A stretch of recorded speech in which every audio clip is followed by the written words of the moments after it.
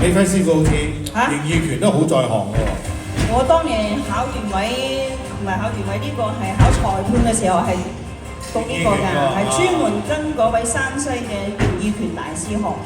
係形意拳，山西係一個根本嚇。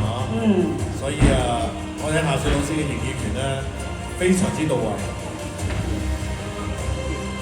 你解釋一下呢個三體裝嘅發勁要點好唔好啊？